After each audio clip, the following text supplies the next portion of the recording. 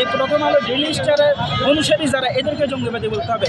আমরা তো যে আদর্শ লালন করি সেই আদর্শের পোশাক পরিধান করি, সেই আদর্শের দাড়ি, সেই আদর্শের যে নীতি আছে সেগুলো আমরা ধারণ করার চেষ্টা করে থাকি।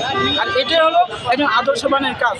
আদর্শবান সেই ব্যক্তি যে নিজের আদর্শ অনুযায়ী কোনো উপর অটল অবিচল থাকে। আচ্ছা, আপনাকে একটা প্রশ্ন করি।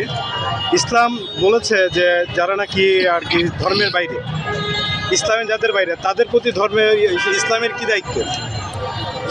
সেই গোষ্ঠীর উপর ইসলামের কি দায়িত্ব? যদি কেউ এমন কোনো কথা বলে থাকে, এমন কোনো কাজকর্ম করে থাকে যেটা বাস্তবিক পক্ষে ইসলামের বাইরে করে দেয়, তাহলে আপনাকে অকপটে বলতে হবে হ্যাঁ সে আর ইসলামের মধ্যে নেই। যারা অন ইসলামিক তাদের সাথে সম্প্রতি বজায় রাখা, সৌহার্দ্যপূর্ণ আচরণ করা ইসলাম আমাদেরকে শিক্ষা দেয়। এক্ষেত্রে ইসলামের কিতাবাদি বই পুস্তকের মধ্যে বিশ্ববিস্তারে তার বিধিবিধান রয়েছে।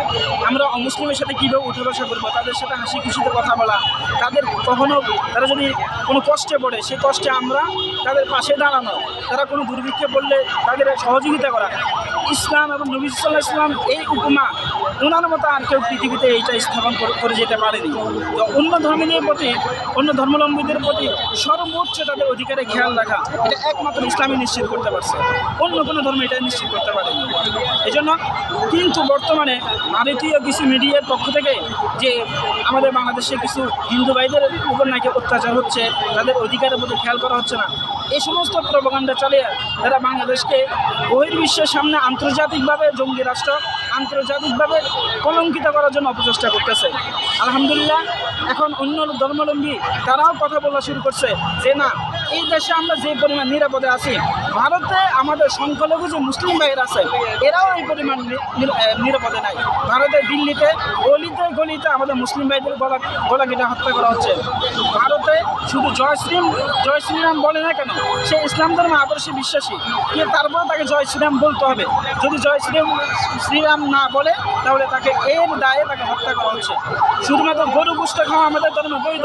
গরু গোশত যদি কোনো মুসলমানের সাথে পায় তাহলে তাকে ওই রেলের ভিতরে তাকে হত্যা করা হচ্ছে, তাকে জবাই করা হচ্ছে।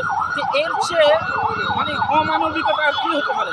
এর চেয়ে জঘন্যতা, এর চেয়ে মানে প্রাসঙ্গিকতা। শান্তির বাণী হিসেবে আপনি কি শান্তির বাণী পেশ করবেন? একমাত্র শান্তির বাণী ইসলামে দিতে পারে। তবে হ্যাঁ, শান্তির বাণী এমন নয় যে আপনি আমার উপর জুলুম করবেন আমি নিশ্চুপ হয়ে থাকবো, এটার নাম শান্তি নয়। শান্তি হলো যেখানে জুলুম হবে সেখানে প্রতিবাদ হবে। হ্যাঁ, আপনি যদি নিজে মুসলিম হয়ে থাকেন, আপনি নিপীড়িত হয়ে থাকেন, ইসলাম আপনার পক্ষ অবলম্বন করবে ইনশাআল্লাহ। আপনার পরিচয়? আমার পরিচয়, আমি একটা কওমি মাদ্রাসার একটা দারুল ইফতা ফতোয়া বিভাগের প্রধান হিসেবে আছি। প্রধান হিসেবে? জি, আমি জুলাই ফাউন্ডেশনে আছি। ওকে, ধন্যবাদ। কথা